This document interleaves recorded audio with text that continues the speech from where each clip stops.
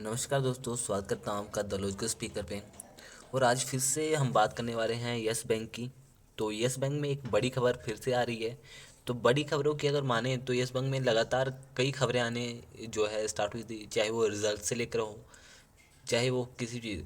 तो last year एक खबर थी कि जो यस बैंक ने फंड रेजिंग की थी थ्रू एफपीओ। ठीक है, एफपीओ मतलब फर्दर पब्लिक ऑफरिंग। ठीक है, ये आईपीओ की तरह ही होता है, पर आईपीओ में फर्स्ट टाइम जो है शेयर लिस्ट होते हैं अपने स्टॉक मार्केट में। पर इसमें स्टॉक मार्केट जो लिस्टेड कंपनी आती है वो दोबारा से अपने शेयर इशू करती हैं पब्लिक में, तो उसको बोलते हैं एफपीओ। ठीक है, तो इस बार फिर से एक फंड रेजिंग जो है यस बैंक करना चाहती है, तो इसी से जुड़ी हम न्यूज़ भी देखेंगे।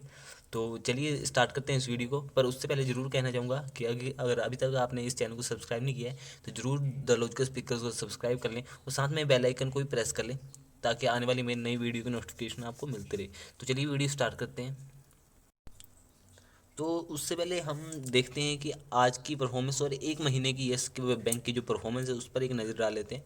तो एक महीने का मैंने चार्ट पैटर्न ओपन किया आपके सामने, और यहाँ पर आप देख सकते हो कि एक महीने में इस शेयर ने, आप देख सकते हो कि यहाँ पर 17 रुपये 50 पैसे का जो है टच किया है, और हाई अगर देखो तो आपने 18 रुपये का आपको देखने को मिल सकता है। तो हम ये मान सकते हैं कि 17 रुपये 50 पैसे से लेकर 18 रुपये तक इसने जो है इसके बीच में ही पूरे महीने में ट्रेडिंग की है। मतलब कि इससे ना ज़्यादा गया है ना कम गया है। हाँ, 10-5 पैसे की बढ़त या घटत हो सकती है, उसको हम एग्जेप्शन में रखते हैं। पर हम ये बोल सकते हैं कि 17 रुपये 50 पैसे से लेकर 18 रुपये के बीच में ही इसने ट्रेडिंग की हुई है। ठीक है, तो काफ़ी कंसोलिडेशन आ चुकी है, क्योंकि लास्ट टाइम जब ये पिछले महीने जो है 21 रुपये तक गया था, 20 रुपये 85 पैसे तक, तो उसके बाद से ये शेयर जो है, तो उसके बाद ये शेयर जो है फिर से कम होकर 17 रुपये के आसपास आया था। और आप देख सकते हो कि अब ये 17.5 से 18 बीच के बीच में ही जो है ट्रेडिंग कर रहा है। तो एक अब बोल सकते हो कि कंसोलिडेशन जो है फेज़ आ चुका है।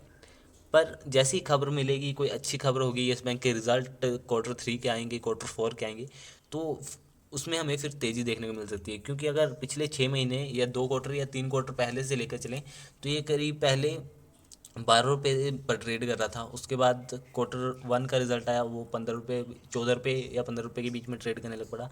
उसके बाद Q2 का रिजल्ट आया, ये भाग के 21 रुपये तक गया, और फिर अब कम होके जो है 17-18 रुपये के बीच में ट्रेड कर रहा है।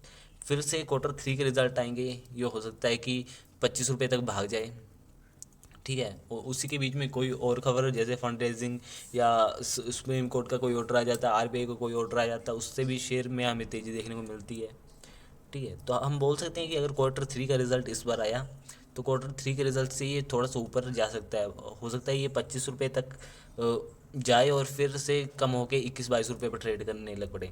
पर इसमें एक पैटर्न आप चेंज करना कि यस बैंक अब पहले से धीरे धीरे ऊपर की ओर ही जा रहा है। ठीक है, चाहे इसका बीच बीच में कंसोलिडेशन फेस जो है काफ़ी लंबा रहे, पर हो सकता है कि ये शेयर जो है अगले 2 या 3 साल में अच्छी परफॉर्मेंस और अच्छे रिटर्न देगा। ये ऐसा हमारा मानना है, या ऐसा मेरा भी मानना है। ठीक है, तो बात करते हैं फंड रेजिंग की न्यूज़ की। तो यहाँ पर आप देख सकते हो कि मैंने वेबसाइट ओपन कर लिया, और यहाँ पर आप देख सकते हो कि Yes Bank board to consider of fund raising on January 22। ठीक है, तो फंड रेजिंग का जो एक और खबर आ रही है, जैसे कि मैंने पहले ही बताया कि इन्होंने पहले एफपीओ से जो है फंड रेज किया था। तो येस बैंक की बोर्ड में मीटिंग होने वाली है, और इसी 22 जनवरी को ये कंसीडर की जाएगी कि फंड रेजिंग कितना करना है और कैसे करना है। ठीक है, तो फंड रेजिंग से आगे की खबर है, ये भी हम पढ़ते हैं।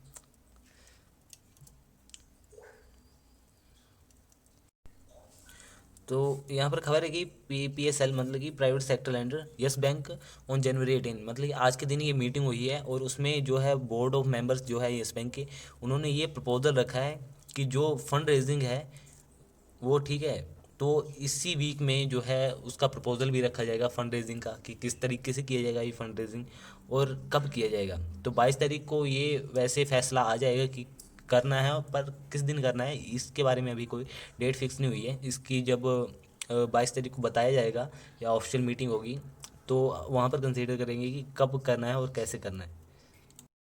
तो फंड रेजिंग करने के जो एक कंपनी के पास जो है काफ़ी ज़्यादा तरीके होते हैं।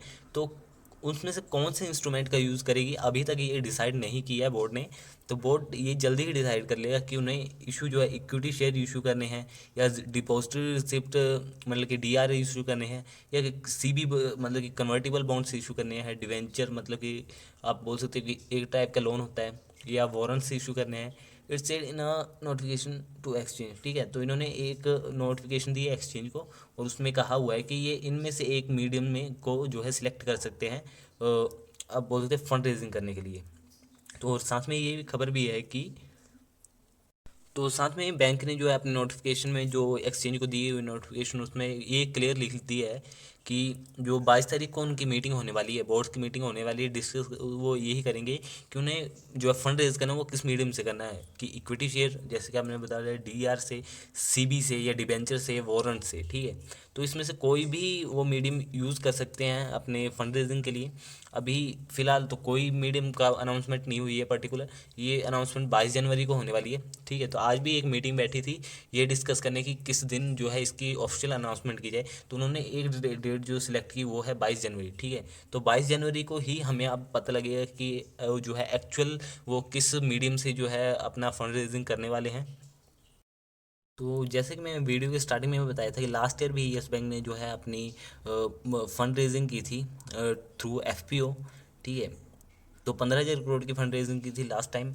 तो जो बैंक जिसकी वजह से ये बेल आउट हुआ वो था स्टेट बैंक ऑफ इंडिया। सभी को पता होगा कि स्टेट बैंक ऑफ इंडिया आगे आया था, साथ में और भी बैंक आए आए थे आगे, जैसे ICICI bank, Kotak Mahindra bank, या अपने राकेश झुनझुनवाला, उन्होंने भी काफ़ी सपोर्ट दी थी। तो मेन जो लीडरशिप थी ये स्टेट बैंक ऑफ इंडिया की थी, और सबसे ज़्यादा फंड भी जो था स्टेट बैंक ऑफ इंडिया द्वारा ही लगाया गया था, जिसके कारण स्टेट बैंक ऑफ इंडिया ने ही इसकी लीडिंग की थी। तो इसलिए स्टेट बैंक ऑफ इंडिया का नाम आता है इसके, कि स्टेट बैंक ऑफ इंडिया की वजह से येस बैंक बच पाया। और साथ में ही अगर मैं बता दूं कि जो येस बैंक ने प्रॉफिट अपना रिपोर्ट किया था वो था करीब 129 करोड़ का। ठीक है, सितंबर एंडेड 2020। ठीक है, दूसरे क्वार्टर की बात की जा रही है, against the loss of rupees 600 crore in year ago period. ठीक है, तो सेम ही अगर दूसरे क्वार्टर एक साल पहले की बात की जाए 2019-20 की, तो उसमें 600 करोड़ का जो येस बैंक ने रिपोर्ट किया था लॉस। ठीक है, तो उस लॉस के अगेंस्ट जो है 1,129 करोड़ का जो है प्रॉफिट रिपोर्ट किया है इस साल। तो ये आपको पता ही होगा कि इस साल के जो सीईओ और एमडी हैं वो है प्रशांत कुमार, जिन्होंने की मैनेजमेंट की वजह से ही जो है हमें जो फर्स्ट क्वार्टर की बात करें तो उसमें 45 करोड़, क्योंकि रिकवरी के बाद साथ में लॉकडाउन चल रहा था, और उसके बाद भी जो है 45 करोड़ का। और येस बैंक ऊपर से इतना प्रेशर में था क्योंकि एक तो उसका शेयर गिरा था, उसमें नेगेटिविटी काफ़ी ज़्यादा थी, लोगों में हलचल बहुत ज़्यादा थी उस बैंक को लेके। फिर भी ये प्रशांत कुमार ने काफ़ी ज़्यादा मैनेजमेंट को सुधारा, और 45 करोड़ का जो है प्रॉफिट रिपोर्ट किया फर्स्ट क्वार्टर में, और सेकंड क्वार्टर में करीब ये 3 गुना रिपोर्ट किया गया 130 करोड़ के आसपास। और हो सकता है कि इस बार जो क्वार्टर थ्री के नंबर्स आए तो उसमें हो सकता है कि ये 300 करोड़ के आसपास जो है जा सकती है रकम, कि 300 करोड़ का प्रॉफिट जो है इस बार रिपोर्ट कर सकती है येस बैंक। तो ऐसा मैं क्यों कह रहा हूँ कि 300 करोड़ का जो है प्रॉफिट रिपोर्ट कर सकती है येस बैंक, ऐसा इसलिए मैं कह रहा हूँ क्योंकि तो इस बार जो लोन देने का तरीका है येस बैंक ने चेंज किया है, वो तरीका बिल्कुल एच वाला।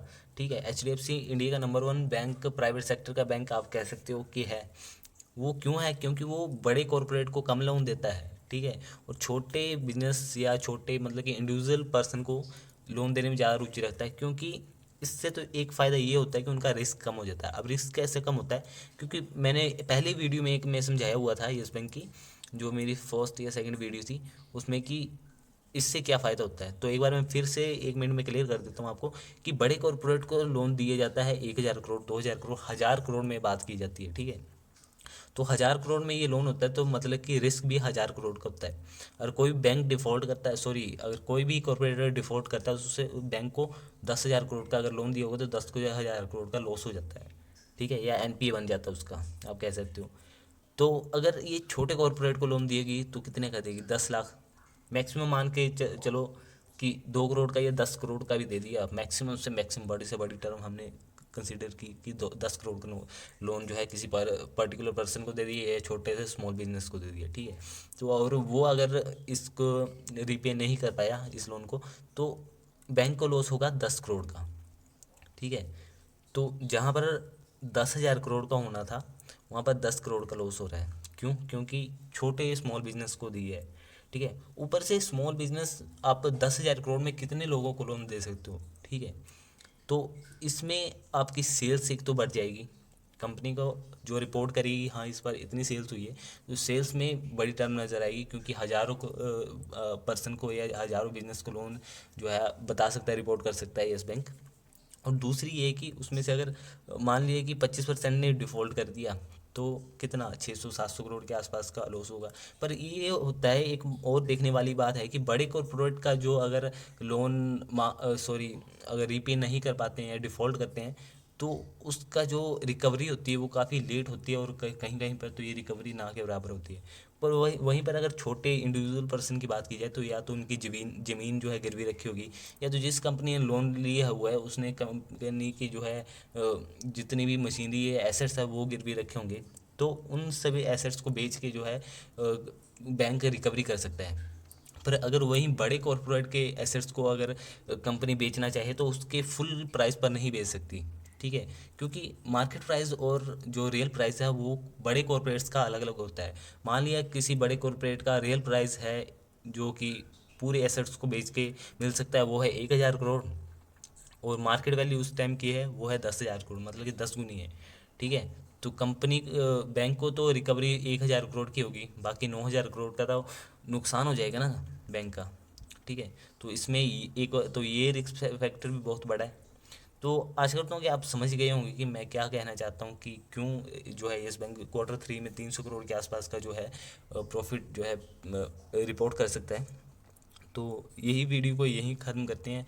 आज से जुड़ी जो बड़ी न्यूज़ यही थी कि येस बैंक बोर्ड ने आज मीटिंग में कंसीडर किया कि वो फंड रेजिंग करना चाहेंगे, और 22 जनवरी को वो बता देंगे कि फंड रेज किस तरीके से की जाएगी। तो आशा करता हूँ अगर आपको वीडियो अच्छा लगा हो जरूर लाइक करें, चैनल को सब्सक्राइब करें, और साथ में बेल आइकन को भी प्रेस कर दें, ताकि आने वाली मेरी नई वीडियो की नोटिफिकेशन आपको मिलती रहे। So thank you, happy investing, और मिलते हैं नए नेक्स्ट वीडियो में।